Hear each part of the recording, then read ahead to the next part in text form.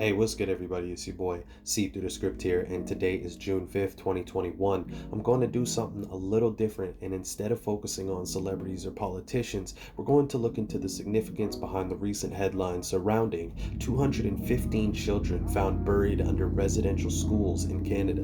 I'm going to be discussing the direct ties between the Jesuits and the Indigenous people, so stick around as I show you some clips from the past to back up my findings. And for anyone who is new here, I'm going to essentially decode some of the history, as this is by no means a history lesson, more an analysis via the practice of gematria, an ancient practice that dates back to the Talmud and Jewish mysticism of coding numbers into letters. Then we observe those numbers and seek the hidden patterns infused within the date numerology. Before I start, feel free to like, comment, and subscribe if you enjoyed the video. Without further ado, let's get started. The majority of residential schools were run by the Catholic Church, but it's the only one where top officials haven't apologized for its role. And today, experts say some Catholic organizations are obstructing efforts to find unmarked burials and identify children by withholding thousands of historical records. Alright, so check this out. On June 4th, 2021, which was yesterday, Trudeau calls on Catholic Church to take responsibility for residential schools. And this is a significant date to do so. And why is because June 4th could be written as 6/4 in North America, or elsewhere around the world they would write it as 4/6. And if you notice to your right, that Catholic has that gematria of 46 in reverse full reduction. Jesuitism has that gematria of 64 in reverse full reduction. 46, 64, and again, matching the date numerology. Within this video, a location of importance that we're going to discuss briefly is British Columbia Kamloops, and that is where these 215 children were buried under these residential schools. And notice British Columbia Kamloops has that gematria of 263. 263 is the 56th prime, and Society of Jesus equals 56. Again, we're going to continue to tie in the Society of Jesus in these residential schools. Next, I want you to take a look at some of the interesting findings I observed using gematria. And notice right away we have residential schools, which has that gematria of 207 and 81. And sexually abused has that gematria of 207 and 81. So they have that 2 for 2 match out of the 4 base. And obviously sexual abuse is something that these children suffered from immensely. And notice ritual has that matching gematria of 81 and 27, and 207 is a lot like 27 when you remove the 0. And notice alongside of that, Jesuit missionaries equals 81, and that matches with ritual, residential schools, and sexually abused. And who were the ones doing the abuse?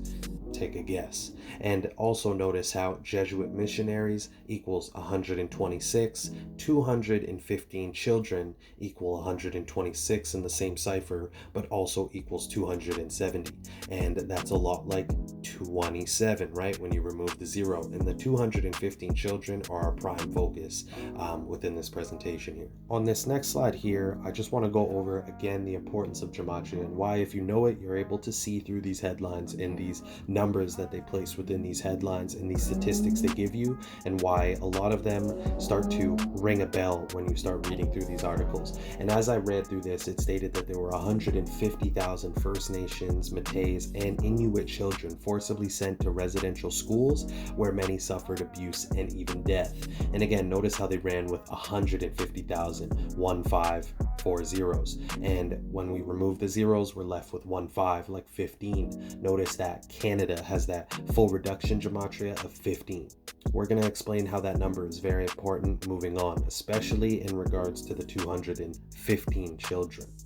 On these next few slides, I'm going to be discussing the origins of the names of the different sectors of natives and where these names came from. And first and foremost, I want to discuss the First Nations and why they were called the First Nations. And as you could see, the First Nations were called Indians by Christopher Columbus when he landed in North America because he had thought he had reached India. However, many of them prefer to call themselves First Nations. And I'm sure a lot of you are familiar with Christopher Columbus, so I'm not going to go into the history of him per se, but there is one thing we're going to focus on, and how Christopher Columbus was a devout Catholic, right? This is very crucial information, as it is the Catholic Church who are currently being pushed in the headlines to apologize to the Indigenous community of Canada.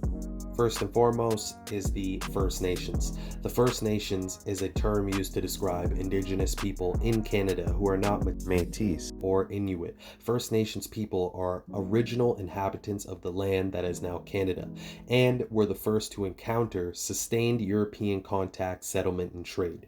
Notice how First Nations has that gematria of 56 and 79, and Society of Jesus has that gematria of 56 and 79.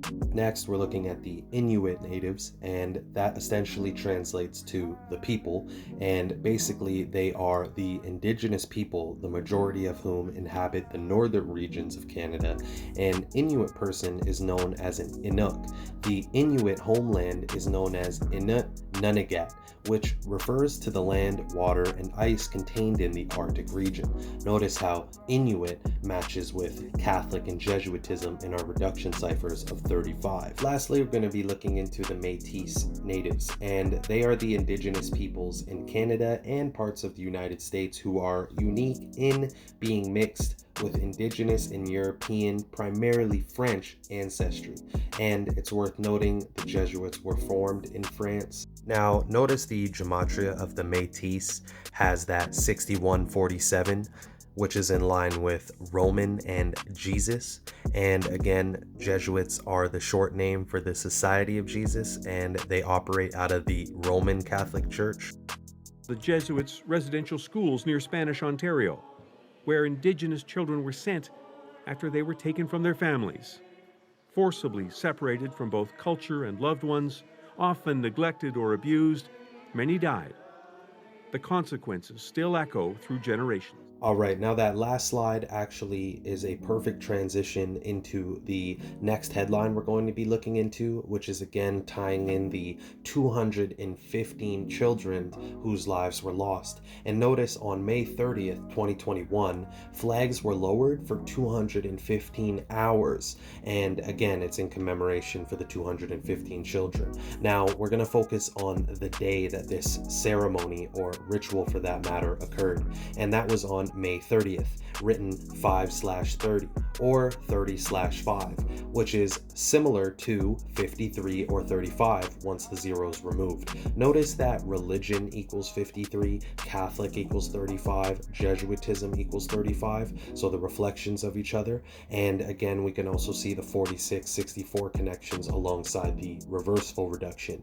And why religion, Catholic, and Jesuitism is all important is it's the Catholic Church who are the controllers of these residential schools and trying to strip the native people of their religion and have them follow Catholicism, which is truly under the control of Jesuitism. All right, now this next slide is going to be focusing on the significance behind May 30th and why this day was chosen to commemorate the 215 Indigenous children buried under the residential schools in Canada. Now notice May 30th is the 150th day of the year. With the rules of numerology, when you remove the zero, you're left with 15. This is a big moment in Canadian history. Notice that Canada has that gematria of 15 in the most pure cipher. Also take note that May 30th leaves 215 days of the year. On Sunday, May 30th, Canada lowered the flag in tribute to the 215 lives lost for 215 hours on the day leaving 215 days in the year. Also, this occurring on the 150th day of the year is in direct reference to the popular stat that there were at least 150,000 Indigenous people suffering from abuse and even death after being forced to attend Jesuit-run residential schools. All right, now to your left, you can see a picture of the native Indigenous students alongside the nuns and the priest, at which all are Catholic. And notice how Indigenous people and the Catholic Church match for two out of our 4 base ciphers in the reverse category of 246 and 75. And again, this is just so convenient as it is the Catholic Church who were the ones overruling and overseeing the native Indigenous community. As the great phrase goes, a picture is worth 1,000 words. And this picture that you're seeing on this final slide is depicting the RCMP officers, the Jesuit priest, and the nuns forcibly trying to contain the native Indigenous community. And again, this picture speaks volumes, as this is truly what was occurring during the time of the Jesuit reign that hasn't ended till this day and is only further enhancing themselves as people are less aware of their history, allows them to continue these same tragedies. But there you have it, folks. That is all I got for this video. And if you did enjoy this video, or if you did learn something from it, be sure to leave a like, comment, and subscribe. I really do appreciate that. It really does mean a lot. But other than that, it's your boy Script, and I'm out of here.